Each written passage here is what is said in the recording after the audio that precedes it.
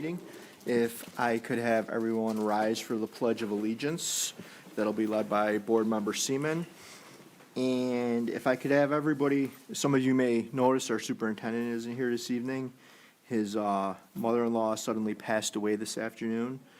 So if you can keep the Smalleen and Ricotta family, his mother-in-law's name was Patricia Ricotta. She passed away today, so if you could keep the superintendent's family and the Ricotta family in your thoughts and prayers, that would be much appreciated. Thank you. Pledge allegiance to the flag of the United States of America and to the republic for which it stands, one nation, under God, indivisible, with liberty and justice for all.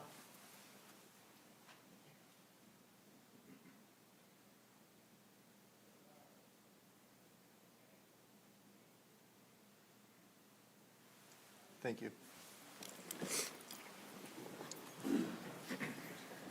Can I ask you to move the agenda to the table, please? Moved by Vice President Stencil, seconded by Board Member Seaman. Any comments, corrections, additions, deletions to the agenda? Seeing none, all is in favor. That passes 9-0. Bailey, you're up. All right, joke of the day. What did the tree say after a long, cold winter? What a relief.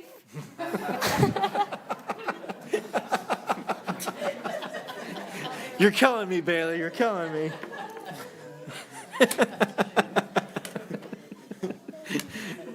Thank you for that. I appreciate that. All right, now we get to our union comments. First up, we have GTA. Mr. Thornton, welcome this evening.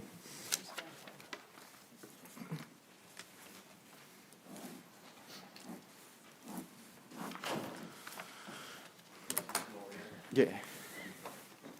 Right, so obviously on the behalf of the GTA, we want to wish Mr. Smalling and his family our deepest condolences. We didn't know, so obviously our hearts are with him. I'll make this relatively quick. We're excited. We start our GTA food drive this coming week to benefit the Greece Food Shelf. We know that we have our food shelves in the schools, which we love and support. We do other food drives for them, but this is a long-standing tradition and a partnership we have with Greece Food Shelf for the greater community, where we take the day, collect food. We do monetary donations, which they then can convert into food link finances. So it's a really good benefit for the community and obviously the food bank. Also, just wanted to plug real quick the NYSIT Fix Tier 6 rally that's coming up. For those of you that don't know how many of our teachers are Tier 6 or don't know about Tier 6, Tier 4 was retire at 55. You pay into the pension system for 10 years. Tier 5 got a little bit worse, but not too much worse, and people kind of rallied together and they made a couple changes. Tier 6 is teach till you're 63. Pay in the entire time at a higher rate, and instead of 2% of your pension, you get 1.67% of your pension for the years. So we'll have some Greece teachers that are currently with us teaching for 41 years. I don't know if you know how technology changes as quickly as it does, but I will say for me in particular, the box light was something that was like, oh, great, another change. And I still have 11 years left. So there's a big rally going on in NYSIT to try to motivate some of our legislatures to take a look at, just making it a little bit more equitable across the thing. We know that starting at $42,000, $43,000 a year and then getting 4% would be a great number. 5% is amazing, but if you did that math over 40-something years, with master's degrees, it's definitely something that we need to look at as a greater union as well as the GTA. So on Sunday, a day in March, I believe it's March 8th. I apologize, my phone turned off and I don't really feel like looking at it. But somewhere around like the March 8th, there's a bus leaving Greece on a Sunday to go to Albany with Greece teachers to advocate for those changes. So anything that the board can do to help with those, that'd be greatly appreciated in your channels. So, again, condolences to Mr. Smalling and his family. Obviously, all of you are very close with him, so our condolences go out to you as well. Thank you. Mr. Thorne, I'm going to ask 2 questions. Please don't. Isn't this like a no question time? I thought that was a thing. I'm going to put you on the spot since what are the specific fixes for Tier 6 that, to your understanding, Well, so, I mean. that they're proposing? I guess that NICE is fighting for. A lot. I mean, so right now, they've got it down to, it was your final average salary for 5 years. They got that turned back to 3 years. That was a big win, but, I mean, they're trying to move it back to 57 instead of 63. And they're just trying to chip away at it. And when this happened originally with Tier 3 and Tier 4, or, no, Tier 4 fought for Tier 5. It took a huge movement to make that roll back, and that's basically what they're doing again to try to get the pension system back in. Obviously, we're not getting very many teachers into the field, and with the delayed compensation that a pension is, it'd be very beneficial to move that, to get some more people enticed into the profession. Thank So, you. as far as specifics as to like what their goal is, I feel like NICEAD will push as hard as they can until they get 55, but they're trying to make some incremental changes, because unfortunately, till 63, they got a little bit of time. Yeah, a little bit. All right, So- well, thank you. That was only one, you said 2. No, there was going to be a follow-up one, but All right, you didn't have enough specifics, so I can't ask the follow-up good one. enough. All right, CASA, Mr. Ferris and Ms. Lampman, welcome.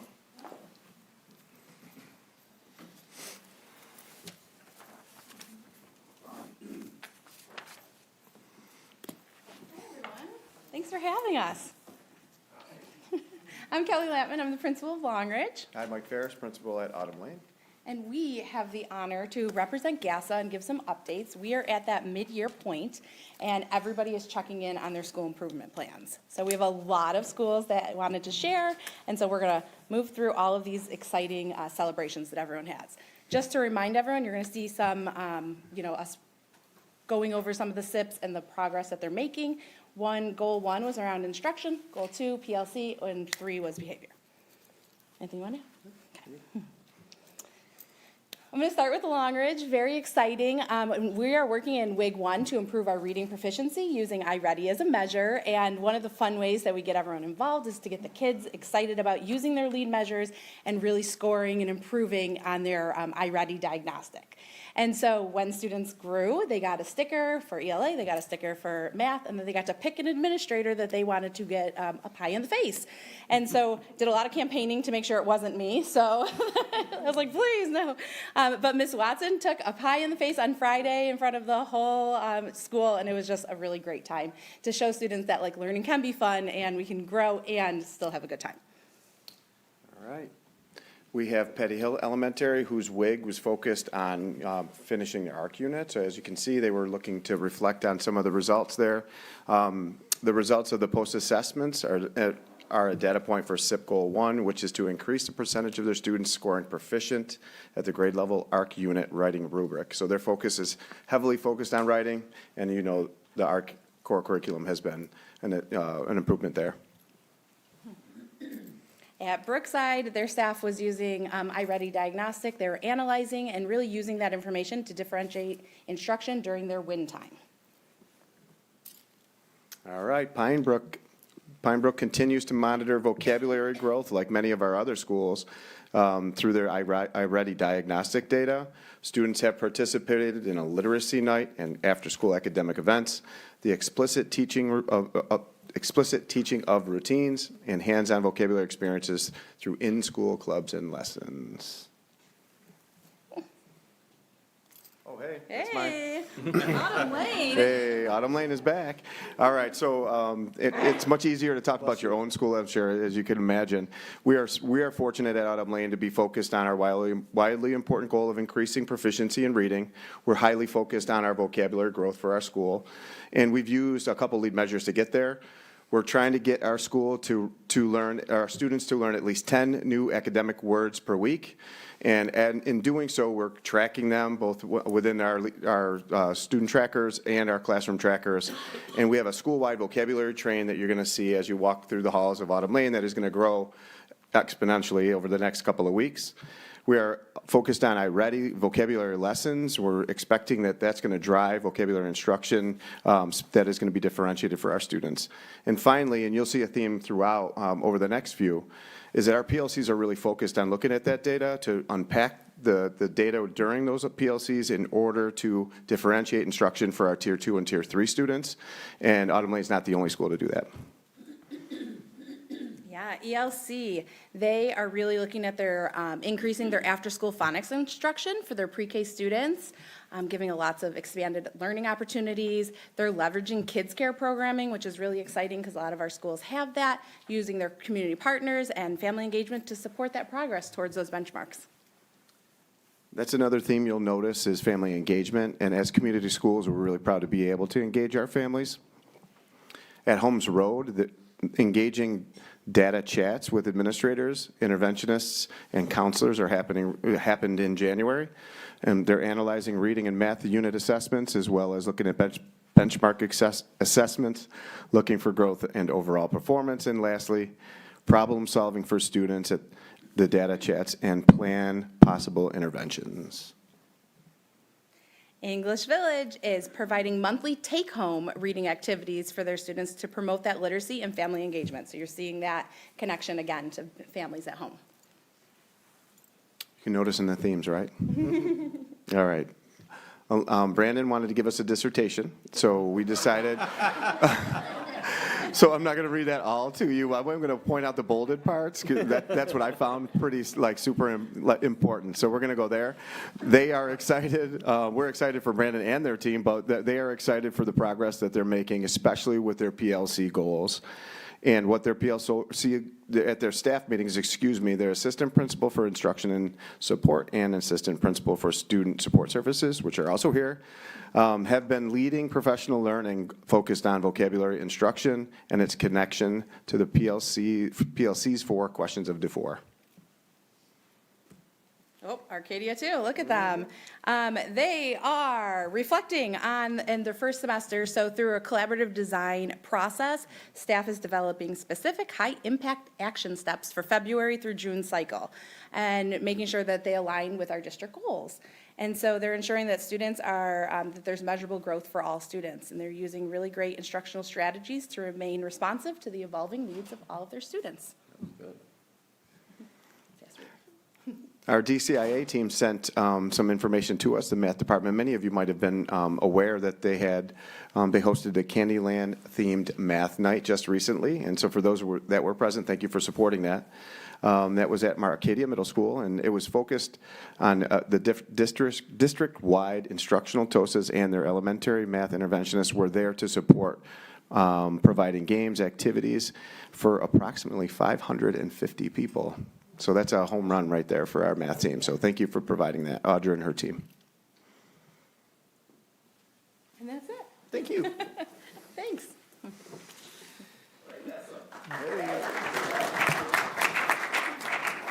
All right, I have nobody from Gus, nobody from AgSept, and nobody from Teamsters, and I have nobody signed up for Residents Forum. So we'll move into staffing. 2.01, can I somebody move the staffing to the table, please? Moved by Vice President Stencil, seconded by Board Member Like. Any comments, questions, or concerns on staffing? Seeing none, all is in favor. That passes 9-0. Assistant Superintendent Larson. Thank you so much. I'm very pleased this evening to welcome our new Director of Instructional Equity and Innovation, Mr. Brandon Jones.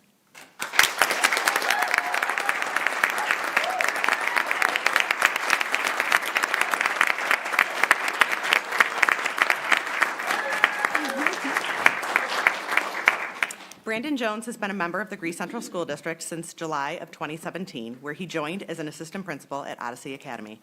His career in the district is defined by a steady trajectory of leadership. In 2021, he was appointed principal of Craig Hill Elementary, and in 2023, he transitioned to principal of Olympia School. Before working in Greece, Brandon served the Rochester City School District as both special education administrator and teacher.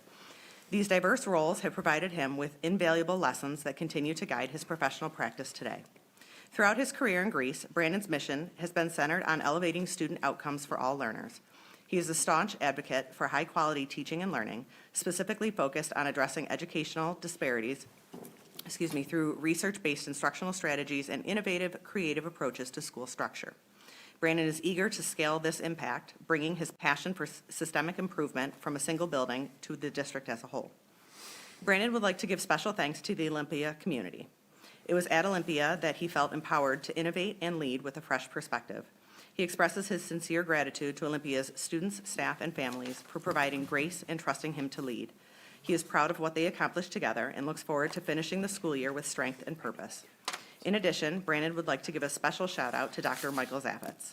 Through consistent encouragement, constructive feedback, and unwavering support, Dr. Zappitz has been instrumental in Brandon's professional growth.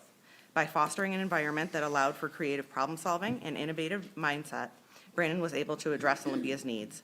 Brandon recognizes that his success at Olympia would not have been possible without Dr. Zappitz's support.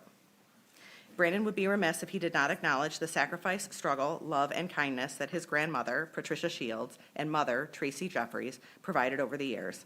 To honor their memories, Brandon commits to bringing his best self to work every day. Lastly, Brandon would like to thank the Board of Education, Superintendent Smalling, and his cabinet for their confidence in his ability to help lead the district into its next chapter. Congratulations, Brandon. We're very excited for you.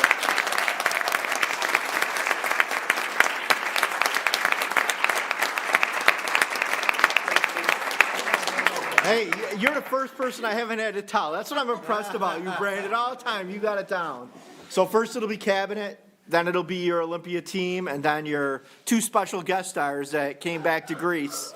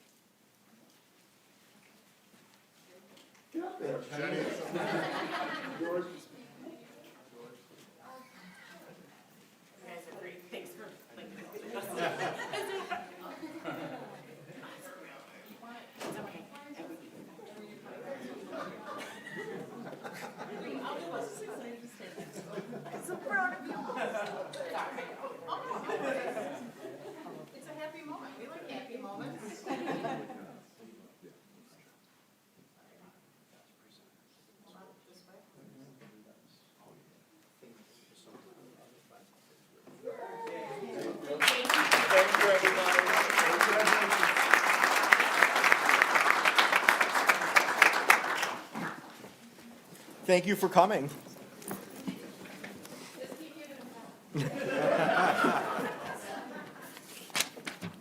All right, moving on to 2.02 tenure. Can I have somebody move that to the table, please?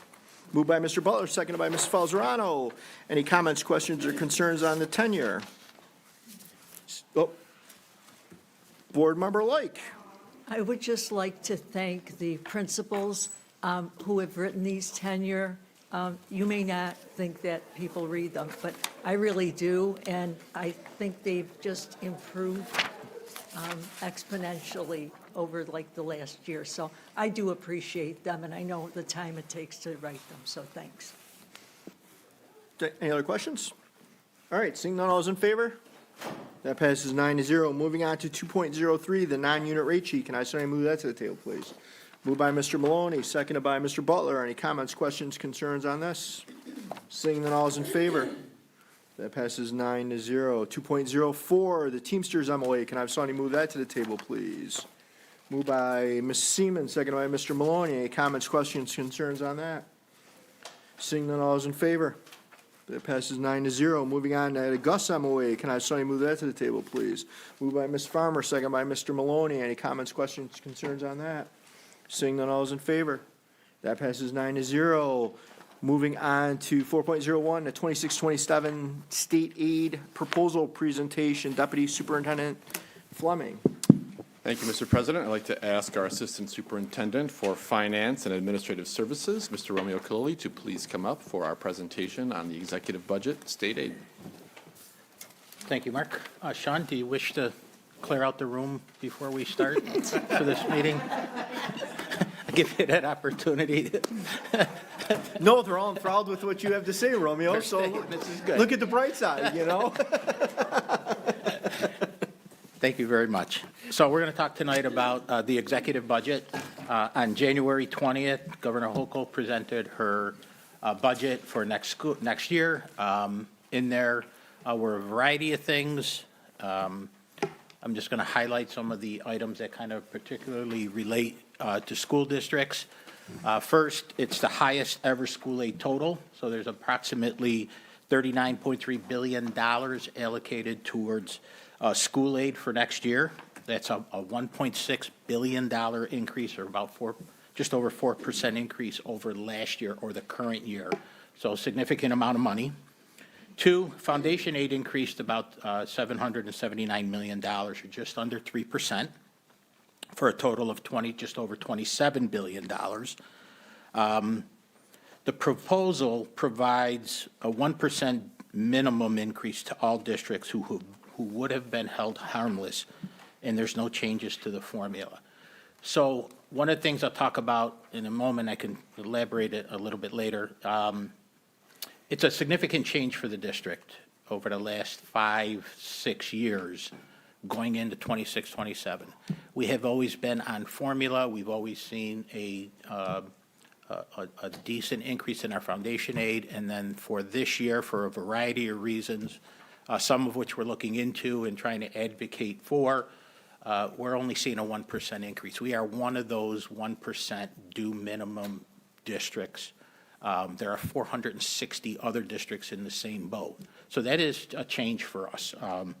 But that's what came out in the governor's budget, and that's what we're dealing with at this time. All our expense-based aids, transportation, building aid, all those things where we have to spend money and then get reimbursed, are fully funded with no changes to the formulas. All the categorical grants are funded under current law.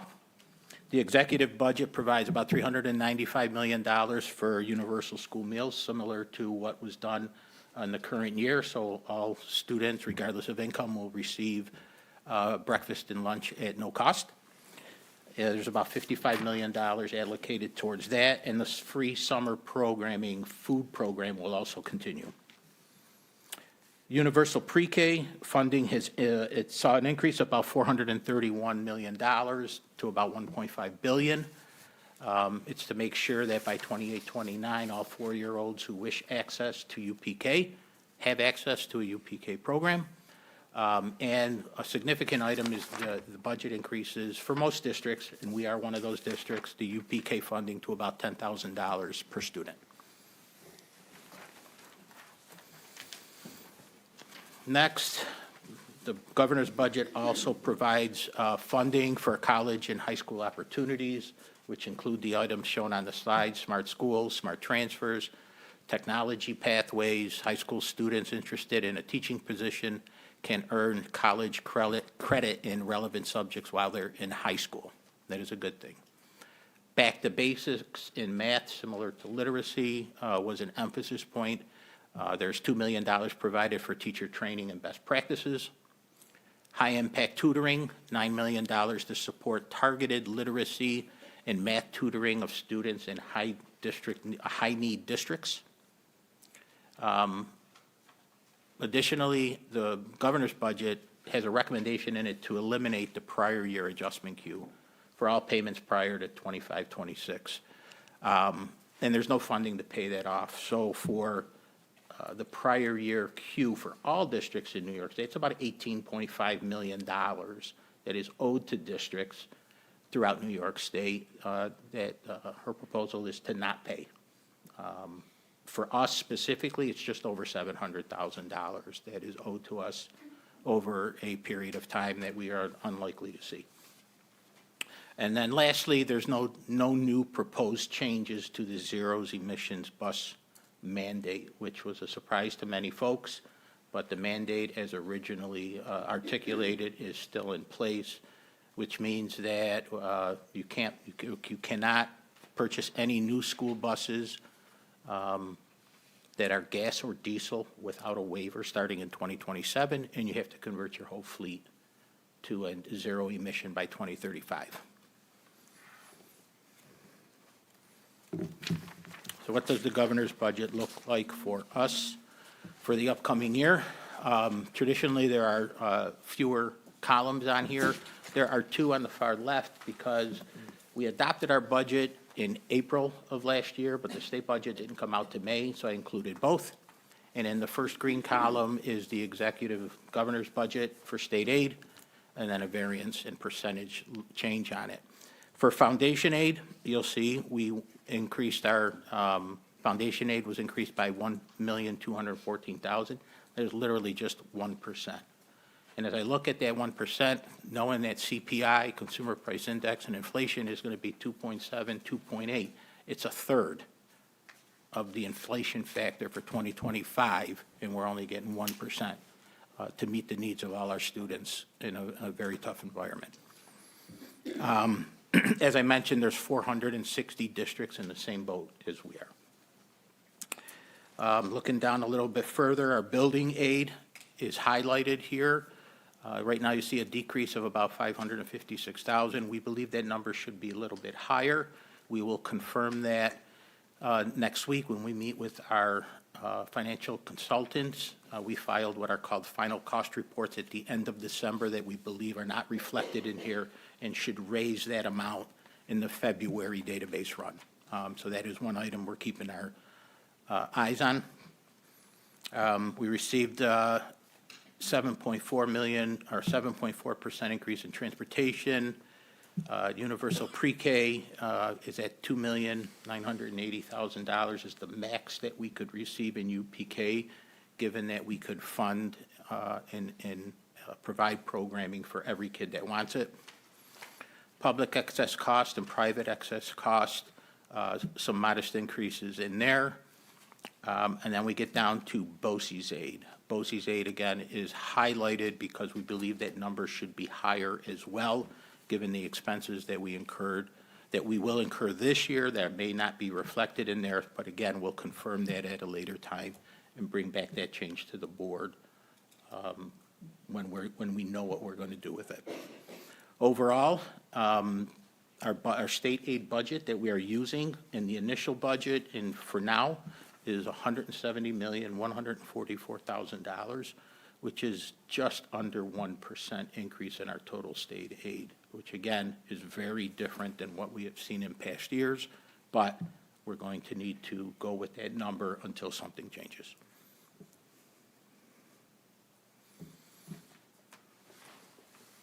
Questions?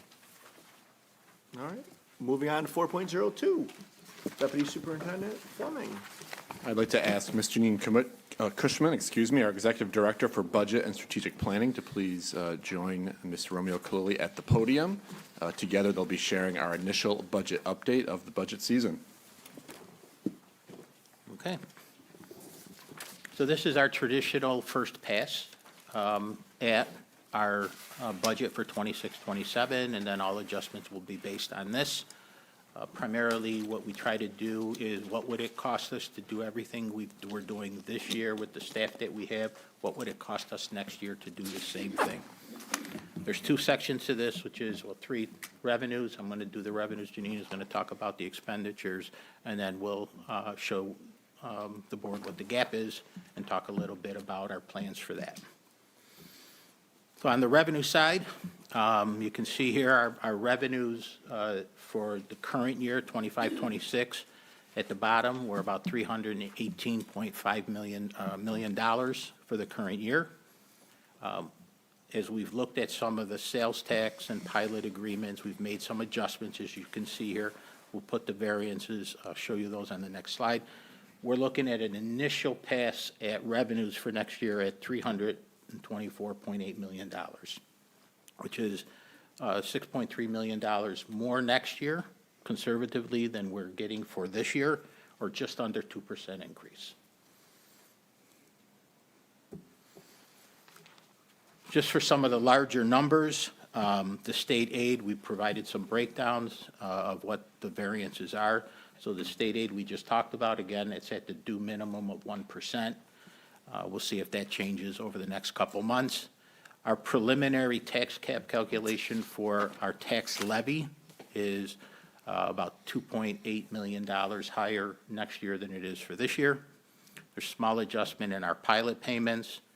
Sales tax, we've taken the 90% of the last 3-year average. Again, trying to be a little bit conservative because we just don't know what could happen with inflation or any type of environmental movement where we won't get the sales tax that we received in previous years. So we've kind of flattened that out a little bit, but increased it by about $500,000. Interest earnings, we've increased about $500,000. We've locked in some good rates for the next 12 to 18 months, but with Fed cuts potentially coming to rates, that could change quickly. We don't want to be overly aggressive on that, and then find that we're under on interest earnings, and we banked on it to pay some expenditures. So conservatively, we've increased that $500,000. And then we increased almost $800,000 for some revenues for our kids' care, prior year BOCES services, and health and welfare services. So in general, in the more traditional look, our state aid, again, as we saw in the previous presentation, $170.1 million. State aid right now makes up about 52 to 53% of our total revenue. So we're pretty reliant on state aid. So when that number is only at 1%, that makes a difference for us. Tax levy, again, at about $131 million, and you can see the totals, again, coming back down to a revenue increase of about $6.3 million at this point in time.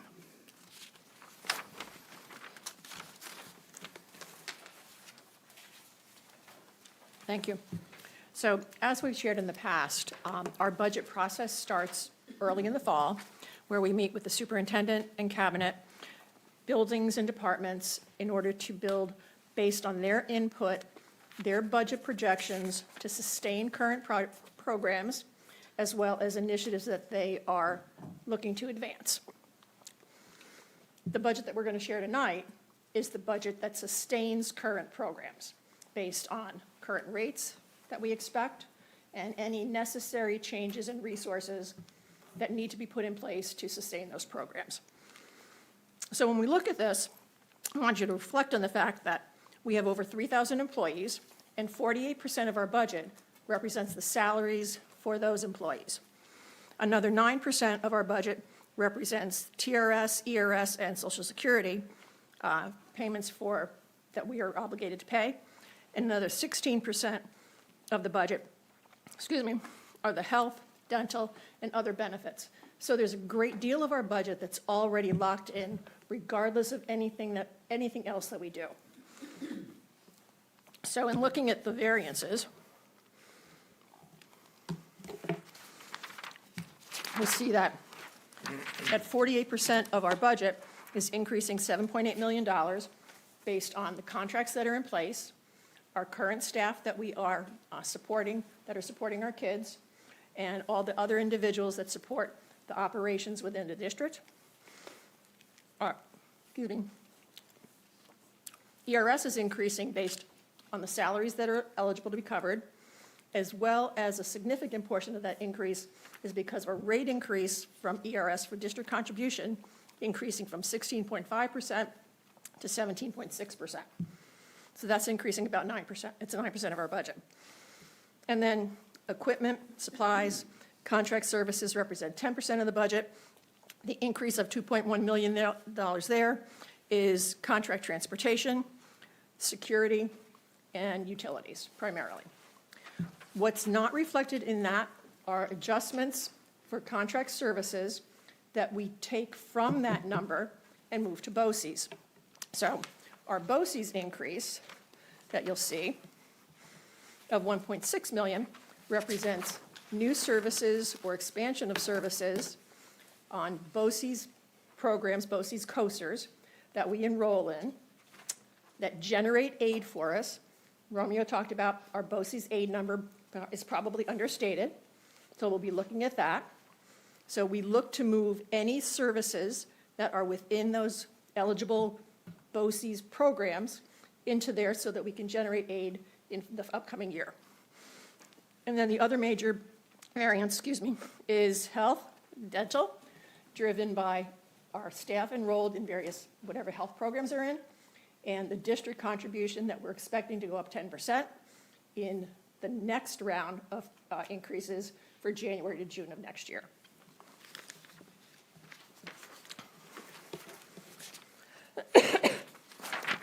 So as I said at the beginning, our initial budget is current program only, other than adjustments for costs and necessary resource changes. What's not included are new initiatives or expansions advocated by buildings or departments, adjustments to additional requests, and staffing to enrollment or other staffing adjustments, which will then be reviewed by cabinet as we continue to go through the process.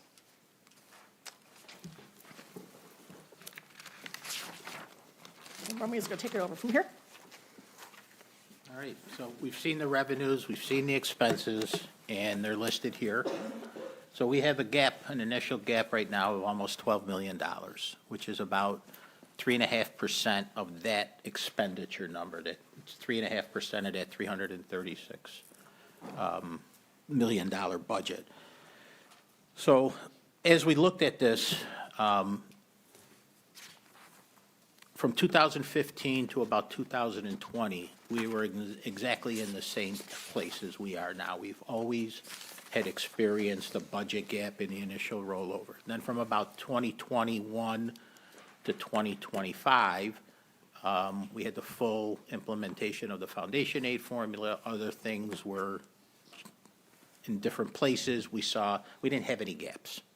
This is year one of what we project to be going back to the pre-COVID days of having a gap and having to make adjustments within the budget. As we looked at it compared to previous years, the range of the gap from 2015 to 2020 was as low as 0.5% or as high as 3.6%. And that 3.6% was in 2015. And the range was somewhere around 2.8, 2.9% is generally what our gaps had been. So this is a little bit higher, but it's not surprising to anybody because we were expecting this at some point in time. And that's why we put monies into the reserves when we could for all those years, knowing that this was coming up.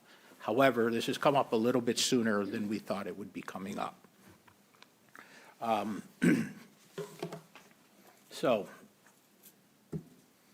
next steps. So the finance team will continue, as Janine said, continue to look at expenditures and revenues and operating efficiencies as much as we can for potential adjustments without impacting any student programming. That is the key, without impacting programming. Two, we've got reserve funds, and we have appropriated fund balance. Reserves and/or appropriated fund balance will be used to help balance the budget for next year after we make all other adjustments to the budget and bring them here for cabinet to review and approve in the adopted budget. But at the end of the day, we will use part of our reserves to close the budget.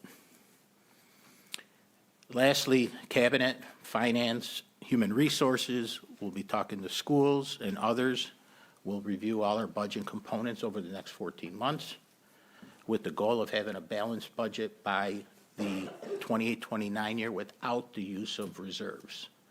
Now, that is going to take a little bit of work and a little bit of time, but luckily we have reserves available to us to bide us over for 26, 27, 27, 28 if we need it.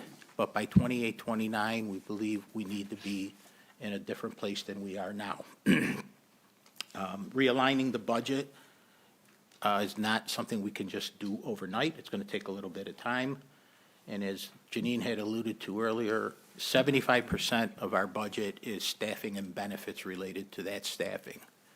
So we want to be very mindful and aware of any staffing adjustments that take place, what the impact is, not only immediately, but downstream as well to student programming. And to do that, it's going to need time rather than trying to make a rash decision that we should adjust here or adjust there. We want to do our best to think about it and make sure that any adjustments needed to staffing are purposeful and intentful and likely have the intended impact where we want it. Again, for next year, we do not anticipate any layoffs for 26, 27.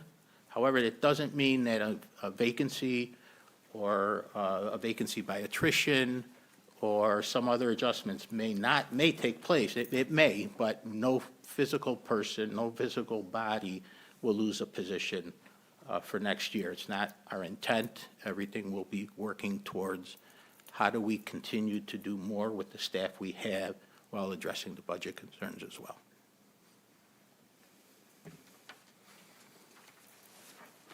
Mr. Butler. Thank you, and thanks, Romeo and Jean and the whole team for your work on this. We spent our retreat on Saturday going through this in great detail, so I think we got a lot of our questions answered at that time. I did have two that came to mind. The first was on slide 5, there's a 2.7% increase in special education, private placement, and charter. I wonder if you can give me any sense of how that breaks down. Is there one piece of that that's making up for the bulk of that It's increase? primarily charter. Okay. It's primarily charter, but we do have some modest increases across the board with that. So are the charter expenses more students or higher cost per student? Yes, both. Both? Okay. We have more kiddos there, and each year we see anywhere from a $500 to a $700 increase in the tuition rate.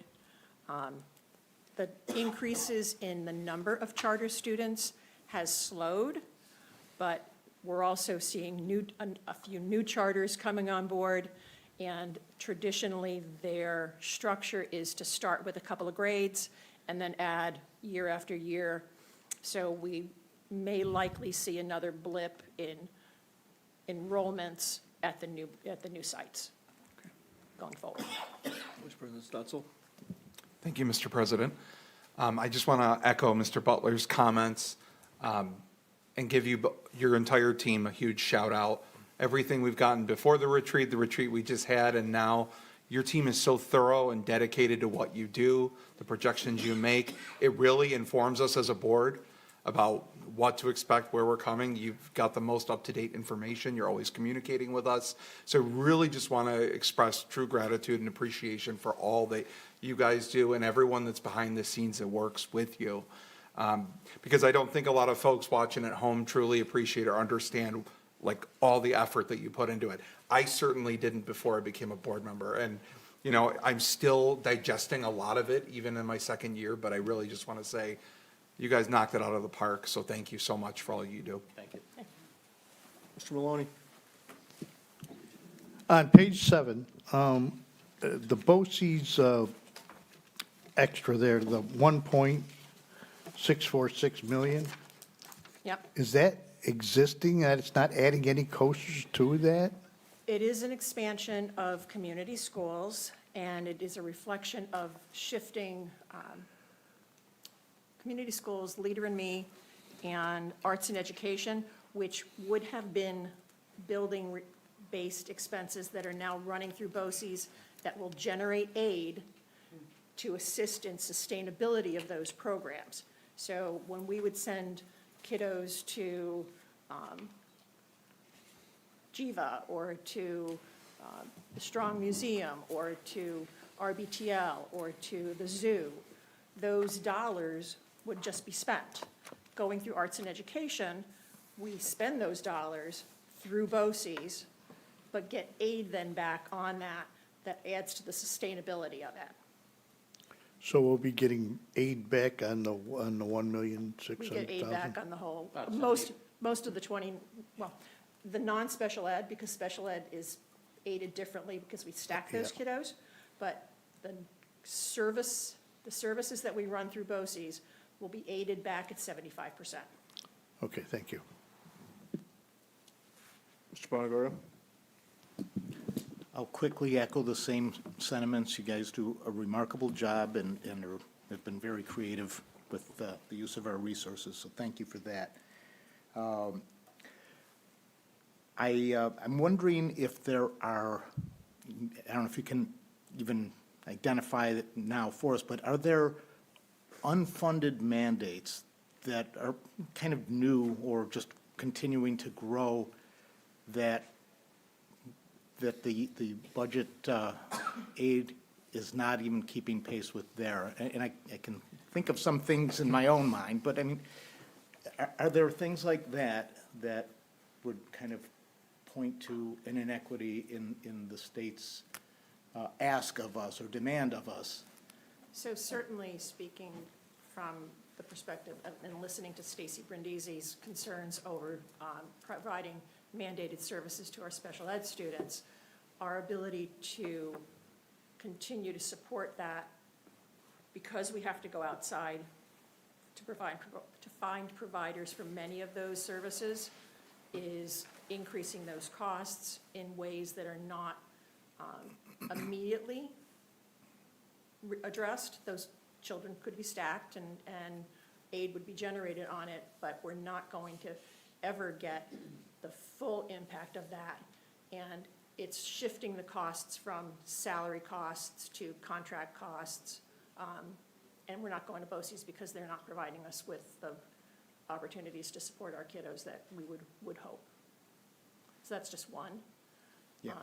Charters, that is just increases at a rate that I think is ridiculous. Charters And we have no choice. is probably a good one because we don't get much back on that one. But new ones in the last couple of years, I'm having a little difficulty identifying, but I'm sure there are on the program side. Yeah. I just can't think of them off the top of my head or what what that dollar amount might be that's impacting us that we're getting no funding for but are required to do. But it is probably something we could get our hands around if it would help the board. McKinney-Vento. McKinney-Vento, there's no additional, I wasn't thinking of that because it's always been around, but McKinney-Vento for sure, we've got to, It's the inherent growth that's embedded in some of these things. And that population is growing for homeless students, so as that population grows, that's money we spend that we really don't have much funding coming back for. It's strictly cash out, and we have to do it by law. But anything like brand new for the last couple years, I'm falling a little short. But there are a variety of mandates out there that impact us heavily. Yeah. We can put that together if the board likes. Thank you. Mr. Butler? Thanks. My second question was around, also on page 5, was around the growth in health and dental expenses. I want to be clear, I'm not interested in reducing benefits at all, but I do wonder if we're looking at strategies to reduce the growth of those costs. I know some large organizations go self-insured, health buyouts for people who don't need the insurance, but would be happy with a buyout, which would cost us a whole lot less than providing the insurance. I just wonder if those are things that, in your upcoming exploration, you're going to be doing, looking at getting us to sustainability is something that you're going to be looking at in the health and benefits category. So we are part of a health consortium that is self-insured. Okay. We our number that's here is based on current contracts and what we anticipate open contracts that will be settling shortly to likely settle at. But it is based on the enrollment of our current staff in the various programs, and this represents the district contribution to those benefits. But Todd, one thing that I would add is Janine mentioned, we're in a consortium called RASH, so I'm on the board there, excuse me. And every district's experienced the same thing. So one of the things that's going to be happen on more of, say, a county basis, we're always looking in-house to how we can still provide excellent benefits for our staff at a little bit lower cost. Sometimes it gets tricky, but we're always working towards that. On a more global basis, there's the healthcare, and then there's the pharmacy benefit, right, the scripts.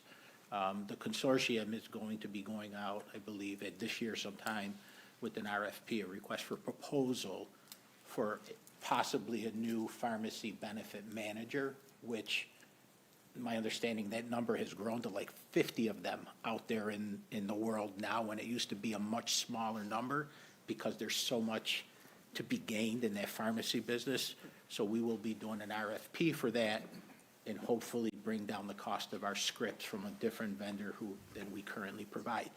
That could see savings as immediately as January 1st of 2027, if it can go out the door and come back and be analyzed and approved by the board before December. So that's probably the major one, but in-house, we're always looking. That's a great example. Thank you. Mr. Bonagario? You used a phrase about doing more with the same or possibly fewer people. In another venue, we've been having conversations about the lack of resources of different types, including the people. That, we all know the pain of that. Maybe a better word would have been differently. Well, Only I because get I hear what you're saying, because we hear it too. yeah. It's just more and more and more, we got to find a different way to do it. And along those lines, a question came up in another conversation about the use of volunteers. And I think, probably another area to look at, and, including the possibility of parents helping out in classrooms and things like that. It's just an incredible amount to ask of our staff.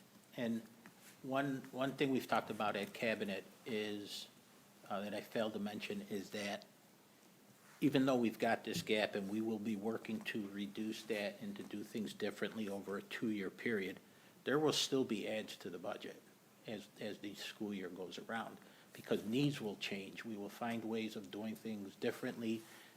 There may be nothing being done any differently, but we need more staff in a particular area. Those will be coming back to the board, even though we have a structural deficit in the budget right now. We will be adding, not to the tune that we have in the past, but we will be coming back because there will be a need that needs another person in order to do with it, and we'll note it and take that into consideration as we look at how do we adjust this going forward in the next couple of years. So I didn't want to imply everybody's going to do more with less, but if we need to add staff or we need to add services, contract service, we will come back to the board and make those adjustments requests. I know we're conscientious Very. to those concerns, and thank you for, just bringing it to our attention. But yeah, we need to find, Thank you. some solution. Thanks. Thank you. Thank you, everyone. All right, moving on to 5.01, non-district transportation requests. Can I say move that to the table, please? Moved by Vice President Stenzel, seconded by Mr. Maloney. Any comments, questions, concerns? Seeing none, all's in favor. That passes 9-0. Moving on to change order. Can I say move the change order to the table, please? Mr. Maloney, seconded by Mr. Butler. That change order amounts to $14,204. Anybody have any comments, questions, or concerns on that? Seeing none, all those in favor? That passes 9-0. Moving on to 5.03, The Building Condition Survey Award Resolution, can I have somebody move that to the table, please? Moved by Board Member Seaman, seconded by Ms. Farmer. Any comments, questions, or concerns on that? Seeing none, all those in favor? That passes 9-0. Moving on to the consent agenda, can I have somebody move that to the table, please? Moved by Mr. Butler, seconded by Ms. Like. Any comments, questions, or concerns on that? I would just like to thank the extra classroom activities funds at Arcadia for their donations, Athena and Olympia. I'd like to thank Ken and Molly Traub for their donation, district office employees, Aaron Deffendorf, John and Nicole Sawicki, Dave Phelps, human resources employees, and Kelly Sperduto. They all donated gift cards for the holiday gift giving for secondary students. So I'd like to thank all of them. With that, all those in favor of the consent agenda? That passes 9-0. Moving on to 10.01, nomination of the BOCES board member candidates. Can I somebody move that to the table, please? Moved by Vice President Stencil, second by Mr. Butler. Any comments, questions, concerns on this? Do you have your hand up? Bill? Oh, okay. All right, no questions? All those in favor?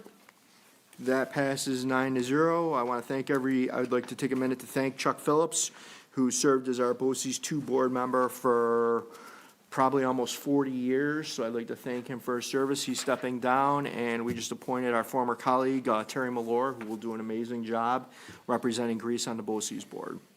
With that, we're moving on. I'm going to take the Board of Ed Code of Conduct Committee report, since our next action is based on that committee. If they could give a report, Mr. Bonagorio. Thank you, Mr. President.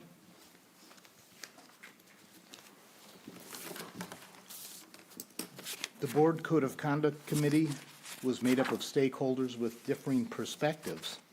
In addition to board members Butler, Falzarano, Like, and myself, we had 4 district representatives: Deputy Superintendent Mark Fleming, Assistant Superintendent Christine Baker, Athena High School Principal Jason Falkerson, and Autumn Lane Elementary School Principal Mike Ferris. In addition, we had 3 members representing various teacher voices: GTA President Brian Eberts, Athena Middle School teacher Dan Novellin, and retired teacher and active substitute teacher Holly Stetner. Finally, we had 2 members of the Greece community whose children are current or future Greece Central students: Mr. Jabrell Bowens, who is an assistant high school principal in Brighton, and Ms. Courtney Cardo, a special ed teaching assistant in the Spencerport district. I would like to thank each of them for their commitments of time and service above and beyond their regular working hours and volunteer hours. I see several out here, and there were a couple out there, and still one out there. In all, there were 13 of us participating on the board committee. We generally met twice a month since the committee was established this past summer. 13 is quite a large number for an active board. We realized that in itself would pose a challenge.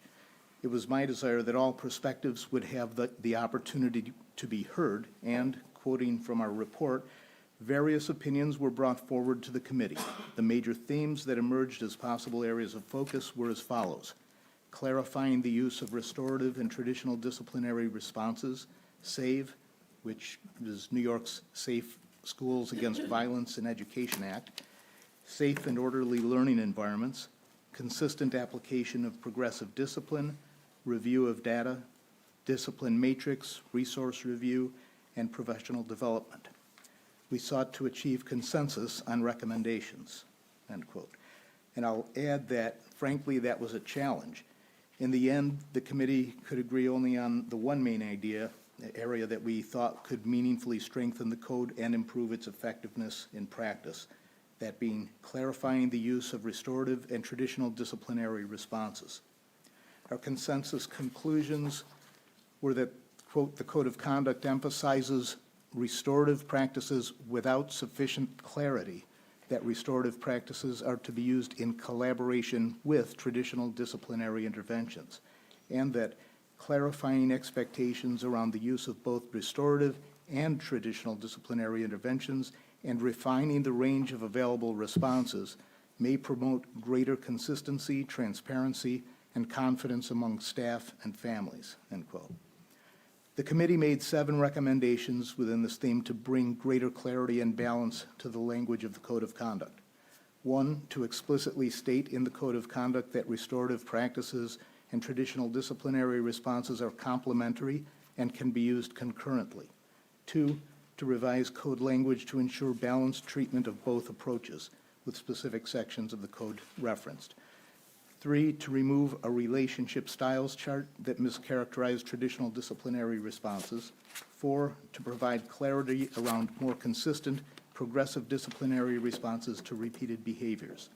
5, to evaluate through the RTI process a structured decision-making framework linking behavior severity, frequency, and prior interventions to disciplinary outcomes. 6, to evaluate the impact of disciplinary practices on individuals affected by misconduct and to evaluate the effectiveness of interventions. And 7th, to explore ways to evaluate the impact of negative behaviors, for example, through lost instructional time. Some of these recommendations reference specific sections of the Code of Conduct for review. Others are more general and convey an aspirational sense for further revisions. I would like to say that there was vigorous but respectful discussion around these points, as well as significant areas of disagreement. So much so that we couldn't even agree to these modest recommendations without including a disclaimer statement at the end of the introduction. Beyond these recommendations that revolved around a theme of greater clarity and balance in the language of the Code of Conduct, we discussed numerous related issues, but were unable to achieve consensus on the need for further review, let alone to adopt specific recommended actions. And we submitted the report for the board's review. Thank you, Mr. Bonagorio. With that, I'm going to discharge that committee.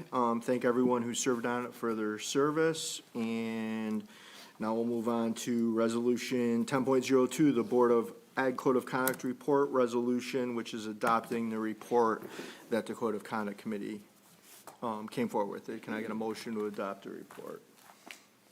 Moved by Mr. Butler, second by Ms. Falzarano. Any comments, questions, or concerns? Mr. Butler. Yeah, I'd just like to thank, as Board Member Bonagorio did, the folks who gave so much time to this effort. Thank Mr. Bonagorio for his leadership of the group, and thank especially our community members who turned out to participate in this and shared their perspective on all of these issues. And without that, we wouldn't have been able to do what we did. So thank you for that. Any other comments? I guess I have a question for the committee. I guess what else did you do? I mean, it's been 7 months. I mean, a lot of staff hours, a lot of volunteer hours, a lot of board member hours into this committee. I mean, I guess what did you guys discuss that we couldn't reach any form of consensus on? I mean, I guess at this point, I'm horrified by this report after 7 months that this is the best a Board of Education committee could come up with. I mean, I'm embarrassed for the board. I'm embarrassed for our community. I'm almost speechless, which doesn't happen too often for me. So I guess it's pretty disappointing, I guess, when I think about the amount of time and effort people put into this, that there wasn't some type of formal resolutions, formal recommendations. I mean, we have a generic report that seems to be a huge waste of time. I could have typed this up before you guys met and we would have been all set. So I guess I don't understand. I guess that's where my confusion or my lack of understanding is what else did you guys discuss that we couldn't reach? And I guess any 4 of you that are on the board can answer this. What did you discuss that you couldn't have a conversation enough to reach some form of consensus to come back with some recommendations? I mean, I look at the Code of Conduct, and this is just me going to spout off, is there's a whole section at the beginning of the Code of Conduct that references philosophy, which is a lot of, I mean, I look at the Code of Conduct as more like should be our rules and regulations, you know, our discipline matrix, things along those lines. And there's a lot of philosophical language there that I think would have been an easy tweak, removal, shorten a document, et cetera. So I guess I'm just confused to what you guys truly did. So I guess that's my question to you. If somebody would like to answer, I'd be happy to hear it. Ms. Lake? We had some, I thought, very productive dialogue about different areas of the code of conduct that we felt, as people would express what they felt was needed. Once the resolutions were written, then it became really an ideological divide. And so settling on the language was something, so resolutions were written, they were rewritten, they were written again, they were amended, and yet still we couldn't come to an agreement on proposing this to the board. So that's, I think, basically what I felt happened through our committee. I don't remember exactly. I know one of the things that was on our list of themes was deans of discipline. So that was one of the things, one of the topics that we had conversations about. Another one was, as Sean just mentioned, lengthy paragraphs explaining a philosophy that we felt kind of muddied the water. And we're looking for clear distinctions between restorative practices and progressive consequences and how they work side by side. Something else that some of us felt was important was that as we collected data, to be able to share that data with the board, because a lot of that data was why we originally asked for a board committee. When we looked at the percentages of students that were responsible for a great many of, very high percentage of the referrals. And how when we looked at different schools and different means of discipline, sometimes we weren't seeing the progressive consequences that we thought we might see. I don't remember the other themes that we did talk about. Thank you, Ms. Lake. Mr. Bongorio? First, I can assure you there was significant conversation. We began the process early summer, I guess after the new board convened, and one of the first assessments that we took was regarding what in the code of conduct is strong, what is not so strong. Some of the responses that came back were some of the things that you've mentioned. I've been talking about this for 4 years now. I had some serious concerns. Others felt that everything was fine just as it is. So there was a divide. Overcoming that divide was pretty challenging. We put together a list of seven thematic options to deal with. Restoring balance, listening and problem solving, the use of SAVE, maintaining instructional space, use of progressive discipline, suspensions for serious infractions. And then through all of this process, the conversation of resources kept resurfacing, which was something some of us thought ought to also be added to our list of recommendations. We had numerous suggestions within each of those themes, and I'll just mention a few of them. We weren't just twiddling our thumbs, I can assure you of that. Two of our committee members wrote an enhancement to strengthen the language around SAVE. We had a thorough conversation about that, and couldn't find the support in the room to sustain that.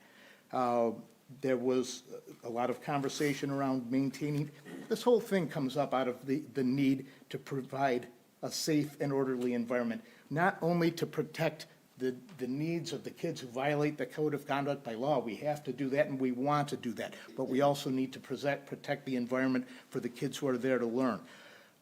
And so this was one of the other areas of discussion. Strengthening language to support removals and access to alternative supports for the kids who might need to be removed, so that we could protect the educational opportunities for the remaining students. Staffing accommodations that would be needed to ensure that those students whose behaviors are most challenging are being addressed by people with the needed skills. Under the considerations of progressive discipline, recommendations to define thresholds for chronic repeated misconduct that require escalation, because we often see situations where students with repeated violations, numerous, 10s, 30s, even over 100, we don't see any significant escalation, and yet we theoretically subscribe to progressive discipline. Ensuring, narrowing the ranges of available responses. Couldn't get agreement around that in order to provide definition regarding how we might clarify for a district that's made of 18 different schools and 18 different principals and even more assistant principals who are dealing with these issues. Establishing an oversight mechanism. We talked about the possibility of deans of discipline or different responsibilities for assistant principals to ensure consistency across buildings. Just to bring forth some ideas, there was a proposal for the district to bring up a plan or a model before the board for further consideration. Couldn't get support around that idea. Using a more clarified district discipline matrix. And even around the idea of resources and professional development to ensure that we have staff properly trained for de-escalation and classroom management, somehow we couldn't find the cohesion to suggest that we should bring that back for further consideration, possibly because it wasn't necessarily specifically in the code of conduct, that it might be a reach. But even more, to me, frustrating, and I do share your disappointment, I thought we had significant consensus around the idea of balance and the excessive language and way too many pages in the code of conduct. We could barely get that through without it being watered down. It comes down to, quite simply, there's a lot of people with a lot of ideas. Thank you. Ms. Falzarano. I do want to reiterate, it was a challenge to work with a group this size on a topic that really started at ground zero in terms of what is restorative practices versus traditional. So we really had to anchor ourselves in around that understanding, and that took some time. Remembering, too, that it is not one or the other, it's both. And I think to the degree that people on the committee were viewing it, took some time. And I will say at the end, I was pretty happy with the fact that we reached consensus. I don't think it was as bad as, I'm sorry, Mark, Board Member Mark, it was better than what you shared. It really did come out in the end that we could live with this one piece, remembering, too, that there are many laws that we are bound by. So ideally, I don't disagree with much of what has been said. However, we have to be realistic within the confines of what is required by law in terms of student behavior. The percentages that Mark mentioned, yes, but it represents a small group of students, the smallest group of students who are struggling. And that's where the productive conversation came around. Well, how do we resolve this? So we were really being generative, but realizing that that really wasn't what we were charged with. And then in the end, we came up with one key resolution that we thought the Code of Conduct, the District Code of Conduct Committee could actually manage with the time that they had available. So I think ideally, if we had lots of time and we could spend more time and get people to agree or come to consensus, we could. So having said that, the document that we're putting before you here is our best effort from a group of 13 people who shared their views. I think everybody's views were shared very respectfully. And I do want to acknowledge that everyone on the committee was an active contributor, and we heard all the voices. So I think at this time, what may appear to be not a lot of work, really, to echo Mark's comment, and Mary too, it was productive to the degree it could be productive. Could we have done better? I think so, but we are where we are, and that's what we have before us. But we did have other limitations that I think came into play that should also be acknowledged. It wasn't so much that we couldn't agree. I think we realized that there was just not everything we could get to that depth that we were looking for. Mr. Butler? Thank you, and thank you for your question. I think there may be other people who share it, so I appreciate the question and the chance to respond to it. I think, given the structure of the committee with one-hour meetings, oftentimes, and the complexity of the issue that we were dealing with, oftentimes we would run out of time before we ran out of talk and in the meetings. And we also, I think, I would agree with Board Member Falzarano that we spent a lot of time learning about the way the Code of Conduct is currently implemented.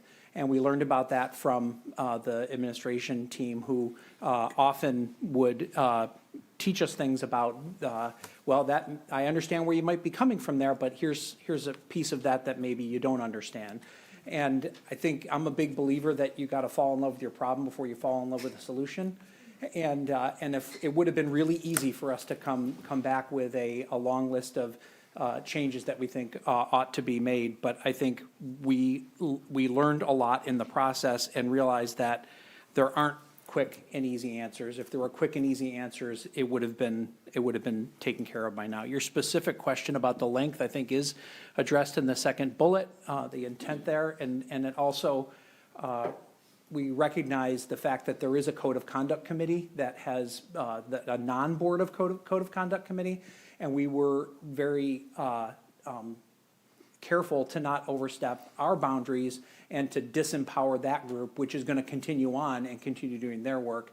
And we didn't want them to feel like the board comes in with very limited perspective and experience and thinks it knows better than the people who are in the classrooms every day and in administration every day. So I think there's so much more gray than there is black and white on this topic, and I think a shorter letter is often a lot harder to write than a longer one.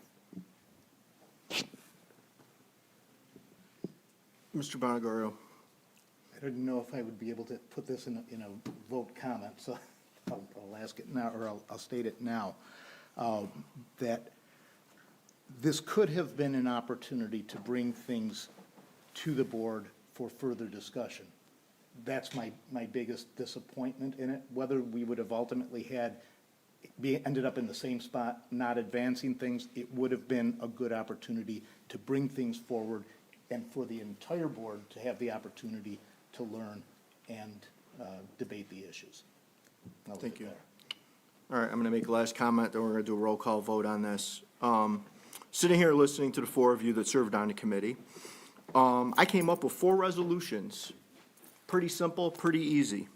Number 1, direct the administration to look at deans of discipline and report back to the board at some point. Is it feasible? Is it not feasible? We have a pilot program in Olympia. That was one recommendation.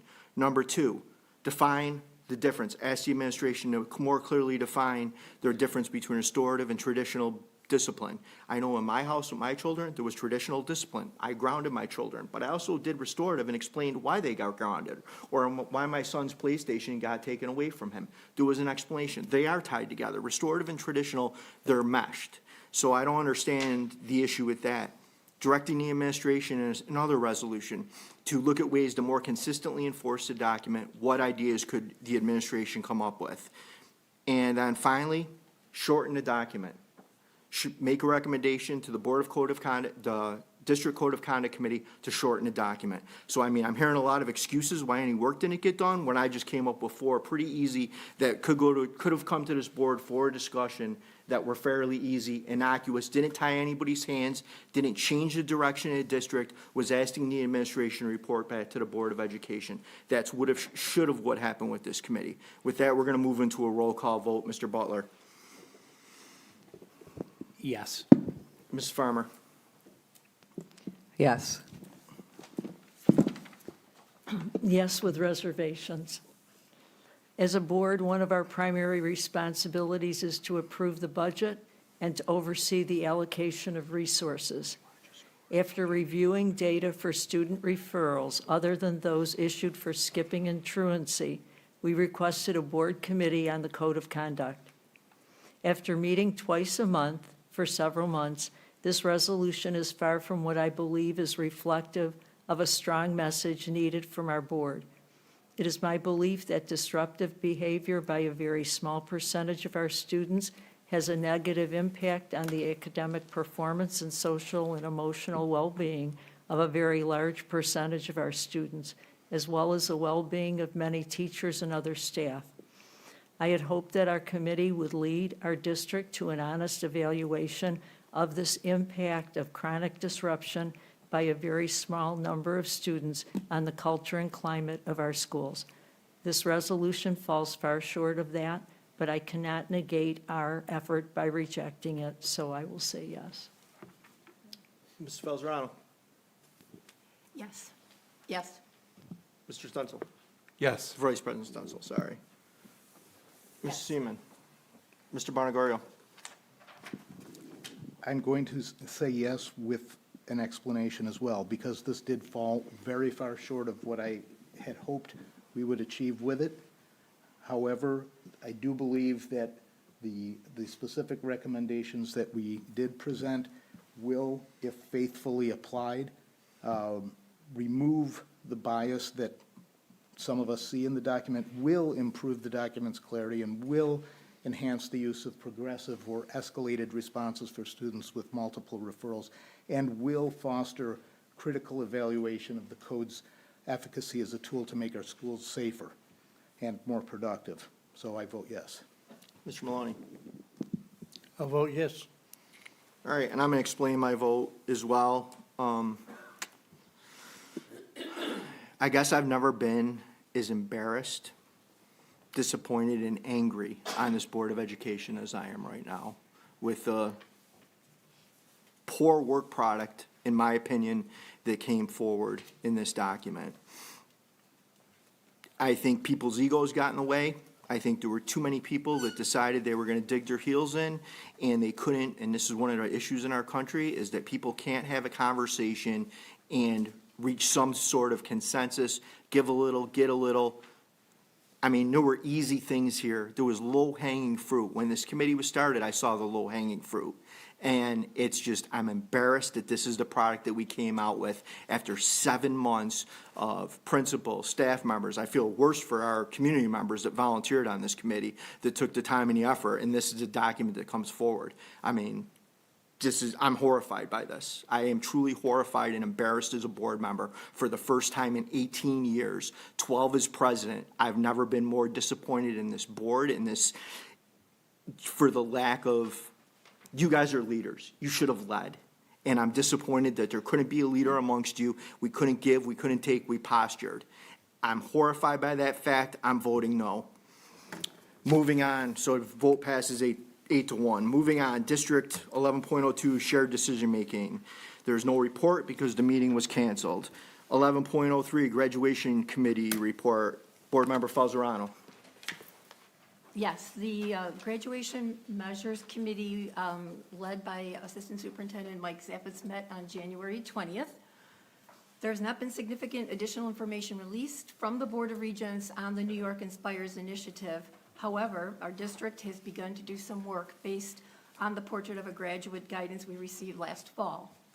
Based on that information, we are taking a two arms of work approach, which focuses first on the required direct instruction, skills, and attributes, and then also look at the core curriculum to see where there's integration with our current assessments and programs.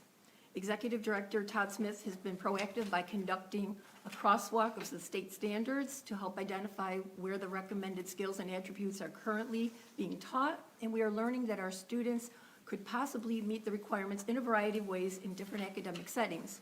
And once we receive some state rubrics on the assessment component in particular, we will become more clear on what the next steps will be. Thank you, Ms. Felzerano. Monroe County School Board's District Operation Committee, there was no report, and Parent Advisory Leadership Council Committee report, Board Member Seaman. Yes, I was unable to attend the meeting on January 21st, so I have no updates at this time. But next week, I have a subcommittee meeting formed out of this, out of the Parents Advisory Leadership. So next. We look forward to it time. next time. Thank you. Moving on. Deputy Superintendent Fleming, I almost called you Smalleen. Deputy Superintendent Fleming. I'll allow it. Thank you, Mr. President. I just want to begin first on behalf of my friends and colleagues on the cabinet to express our heartfelt condolences to our friend and colleague Jeremy, his wife Sue, his daughter Lexi, and his son Owen. Our hearts are heavy tonight for our friend, and we know that they've experienced a tremendous loss. We just want him and his family to know that we are thinking of him tonight. It is now February, and we are excited here in Greece Central to celebrate Black History Month. This is our time here in the district to honor the history, the contributions, and the profound impact that Black Americans have had in our community and in our nation. There are a number of celebrations going on in our schools. The district will celebrate as a whole on Wednesday, February 11th. That is a week from tomorrow at the Greece Central Performing Arts Center from 6:30 to about 8 o'clock. We're going to feature student artwork, spoken word, musical performances. We're also going to honor the Rochester Urban League 2026 Black Scholars. So we invite the entire community to please join us at the Performing Arts Center next Wednesday at 6:30. This past Saturday night, my wife and I and some of my teacher colleagues were so thrilled to go and see the performance of The Sound of Music, which featured someone who's sitting up here. Spoiler alert, it's not our president, Sean McCabe. I can't sing. It is, I'll tell you who can sing, and that is student board member Ms. Bailey Katina, who stars in The Sound of Music. Absolutely, yes. An absolutely phenomenal show. I know a lot of board members are going to echo these comments because I saw a lot of them there last weekend as well. I know they took in the show, and just a test. Bailey, you were phenomenal. The entire cast, the ensemble, the pit, the crew, the parent volunteers just made that show just absolutely stunning, and it's really a testament to the high quality of arts programs we have at Athena and at all of our schools. So great job, Bailey. Also, on behalf of the superintendent, just want to thank the community for the great turnout that we had last week at our Partners in Progress event. This is our event in which we brought community members, board members, parents, teachers, students, to come in and really talk about what our portrait of a graduate needs to look like as we embark upon our next strategic plan. So helpful to get their input. We had a lively dialogue, and just really grateful for everyone who came out. We'll have another session in the spring, so please be on the lookout for that invite. And then just finally, on behalf of Jeremy and the entire cabinet, just want to touch a little bit on the presentation that Janine and Romeo led. First of all, thank you to you and your team for those presentations. We, on this cabinet, we've been in this district for a long time, and we've seen some challenging budget years. We want everyone to know that we are going to be very, very thoughtful in making sure that we get through the challenges that are presented before us. We have full faith and confidence in our finance department, and do know that we are working on ways to really address some of the gaps that we are seeing right now financially, and we're confident that we can still maintain the high-quality instruction for our students here in this district. So, thank you. Bailey, see if you can brighten my mood. All right, I just wanted to, again, say my condolences to Superintendent Smalling. We're all thinking about you, and we're so sorry for your loss. I also want to say thank you to all the board members and cabinet members who attended The Sound of Music, and everybody in the community who support the arts. It means so much to us students, and especially a big thank you to Mr. Joe Sweats, who is somewhere in the room. He is the heart of everything we do in Greece Central, so this show wouldn't happen without him. A bunch of our events in Greece Central wouldn't happen without him, so thank you to him and everybody who has helped put on this production. If you didn't get a chance to see it, it's this weekend as well, Friday and Saturday at 7 p.m. and then Sunday at 2 p.m. You can get your tickets at the door or at cure8.com. That's CUR, the number 8.com. Additionally, Odyssey has a production of Seussical over February break. The dates for that are Friday, February 20th, Saturday, February 21st, and Sunday, February 22nd. So make sure you go support them as well. Olympia and Arcadia are both well underway with preparations for their musicals. Olympia is doing Legally Blonde, and Arcadia is doing Mean Girls. So kids are building sets and rehearsing, so lots of exciting musical productions coming up. Again, just kind of echoing what Deputy Superintendent Fleming said about Black History Month and our celebration coming up Wednesday, February 11th. Later in the month, there will be a Black Scholar Recognition for all 11th grade and 12th grade Black and Brown students who have received an 83% or higher average in their core classes. That's very exciting. And I know that all of the high schools, their Black student unions, are putting on many celebrations this month, so looking forward to that. Another big celebration coming up is the JMAC celebration, celebrating 20 years since the legendary game. That is Friday, February 13th at 6:45 p.m. in the Athena High School gym. So great community event for a great person and a great game. Also want to give a quick update, finally, about the student perception survey that has just been sent out to schools. And there's also a parent perception survey and a staff perception survey. So as of last Friday, just want to preference that many of the schools are still sending them out. So some have higher rates than others just because of when they were sent out. So Athena Middle School is currently at 83% students who have answered. Olympia is 66%. Arcadia Middle is 70%. Athena High is 54%, Phoenix Academy is 33%, and Odyssey Academy is at 1%. They just started. So Odyssey will be on their game soon. But I just want to encourage everybody to do those perception surveys because they really do a lot for our district. So thank you so much. Thank you, Bailey. Board member comments. Mr. Butler. So I want to start by echoing my condolences for Jeremy, and I know family is the most important thing to him, and so this it's such a tragedy that they're experiencing, and so my heart goes out to them. I want to say congratulations to Mr. Brandon Jones. We are fortunate to have your leadership in this district, and I'm very excited to see what you're going to accomplish in this newly expanded role. The Girl Scouts say, make new friends, but keep the old. I'm sure you will leverage all your past friendships to accomplish great things going forward.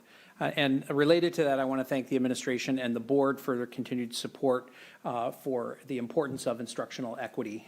It was a unanimous vote today, and I was proud of that. Also, thank you to the community members who turned out for Partners in Progress. It was a great event. I think there must have been 60 people or more there. So we got great input from the community about what their vision is for education in Greece. More evidence of community engagement. 550 people, did you hear that, at a math night, for God's sakes? That's an amazing accomplishment, and I think it's a testament to the trusting relationships that the district is making with families, and it's a testament to the interest that families have in their children's education. So keep it up, district, and keep it up, parents, with making time for those kinds of opportunities. So thank you. Mr. Farmer. Similar Sound of Music. Bailey is Maria. Her aura is Maria. And I want to thank Julia, who I emailed and got back to me immediately for tickets. The beautiful, incredible singing, the acting, the puppets, movements were perfectly synchronized. It was so amazing. It could have been on Broadway. And again, I want to congratulate Brandon Jones. I look forward to his role and increasing high expectations for our students. And then I want to just say, I'm a teacher.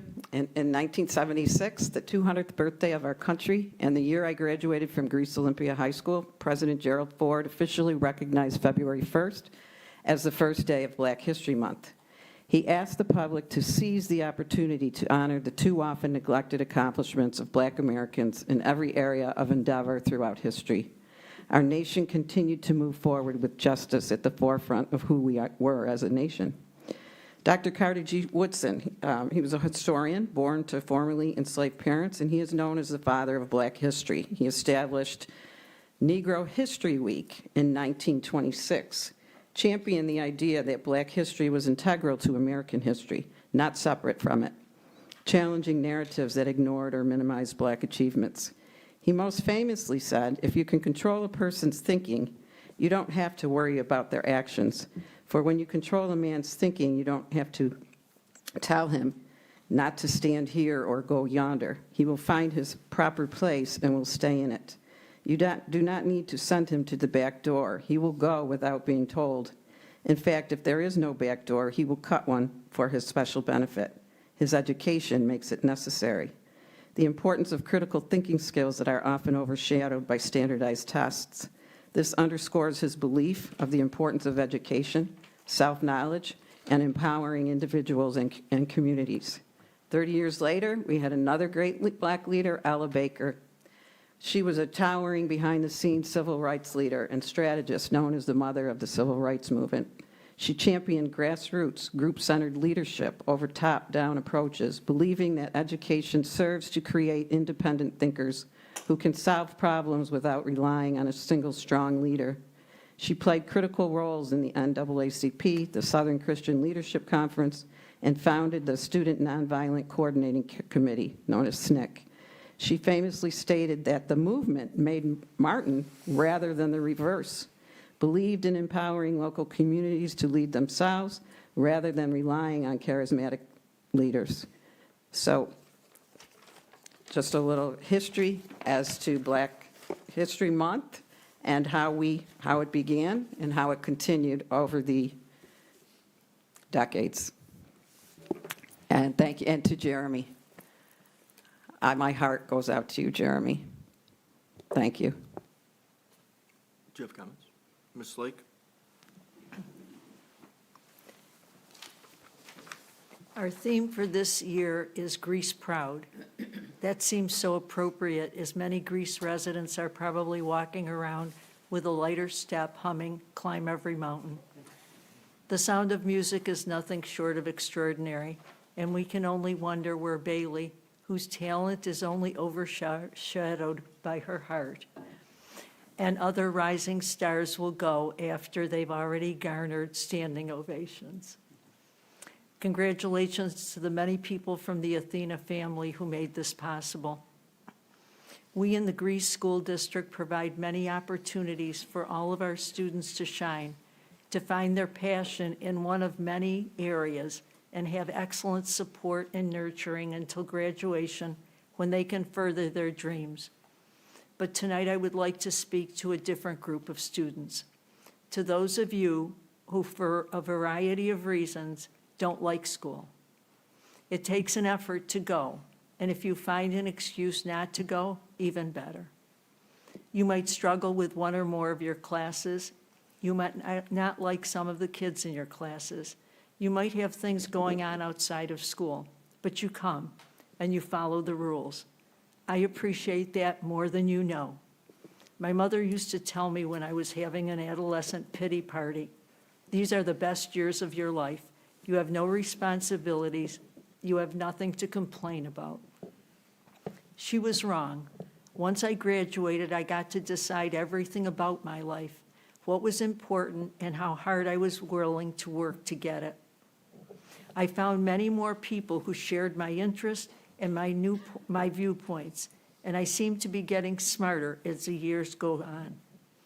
You are the main reason I am on the school board, and I'm especially proud of you. I want a place where every student can learn and work hard to be excellent, a place where you feel safe and respected. When you graduate, I want you to be able to read any textbook, solve any math problem, know the history of our great country, and to understand your rights and responsibilities as an American citizen. And to those of you who have checked out and given up on us, please come back. Learn what you can from every teacher you have. I promise you, you will not regret it or say, if only I. Ms. Felzerano? I'd like to begin by thanking GASA for the update. Mid-year, September, everyone's, bright-eyed and bushy-tailed with plan and what we're going to accomplish. And it was great to see so many of our buildings able to report what their initiatives were around their goals. So I appreciated hearing that from our schools and GASA in particular. I want to say thank you, too, to English Village community for their carnival that took place on a Saturday, cold, snowy day, but thanks to the staffs and student and volunteers. We had student volunteers from Arcadia Middle School helping with all the carnival games, and the families had just a wonderful time, and I appreciate the opportunities that our schools are creating for families and children to come together on a cold, snowy, Saturday morning. It was wonderful, very well received. I also want to echo thanks to and acknowledge the Partners for Progress event that took place last week. I think it's critical that we have our stakeholders have input as we plan for and vision our future for our children. So I thought that was amazing, and we're looking forward to the next event. I believe it's the 29th of April. So any families or folks who have not yet joined, please be on the lookout for those notices to come join us. And finally, I cannot not acknowledge the Sound of Music. It was absolutely, there were no superlatives for the performance, and we have Maria right here. But even more specially was the fact that there were youngsters. We had students from our elementary schools on stage, and the discipline that it takes to be on stage and perform to that level was just nothing short of amazing and so inspiring. And again, it's just so important for us to be able to offer these programs to the arts and sport and all the things that make school that great place, as Mary has said. Come to school. We're going to make it, engaging and fun for you, but you need to come. So thanks to all who've been continuing to do these great things for our kids, and I will close by, again, offering condolences to the Smalling family at this very sad time. Mr. Bongorio? I will join that offering of condolences to the Smalling family, the Ricotta family, and our hearts are with you all. And my wife and I are going to see The Sound of Music on Friday, so looking forward to it. Excuse me. If you could pass this down. I am sharing with my board colleagues a summary of behavioral data that was shared with, the raw data was shared with the board previously, and this analysis was shared with, excuse me, the Board Code of Conduct Committee. The data indicates that a very large majority of our students comply with behavioral expectations and contribute positively to school environments.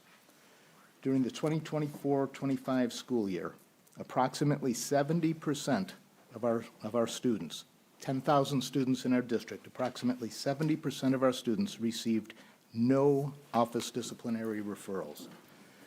An additional 10% of our students received one referral. And approximately 11% received between 2 and 5 office disciplinary referrals. Collectively, these groups accounted for 91% of our enrolled students, about 9,100 roughly, but only 26% of total referrals. Students within these ranges either don't need or generally respond well to disciplinary interventions. The remaining 9% of students accounted for 74% of all referrals issued. Within this group, fewer than 2% of students, each receiving more than 20 referrals, accounted for approximately 1/3 of all referrals. and fewer than 1% of students accounted for more than 19% of referrals.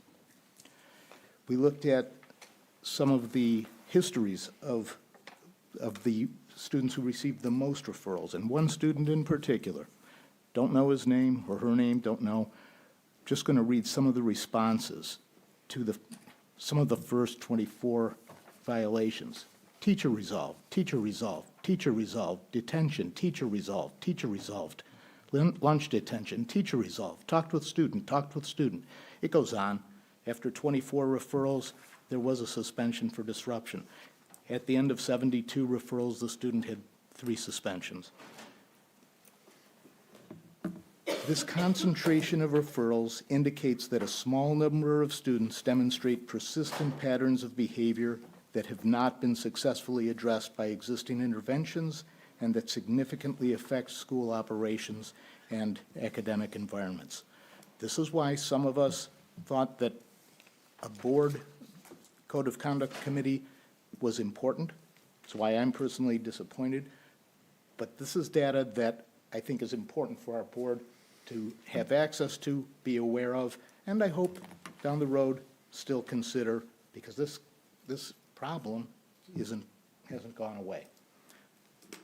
Again, I thank my colleagues for their efforts with me in that effort.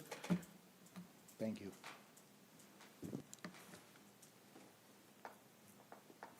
Do you have anything, Mr. Maloney? Just that I want to adjourn this meeting, other than that. You asked for it. I did. Asked for that. You know, I mean, between you and Bailey, you guys brighten my mood. I gotta say. All right, with that, I'm gonna go with board president comments, and I probably said enough tonight. So, Mr. Maloney, it's your turn to shine. Mr. President, I would like to make a motion to adjourn this meeting. I'm gonna second that tonight. All those in favor? That passes 9-0. Good evening, everyone.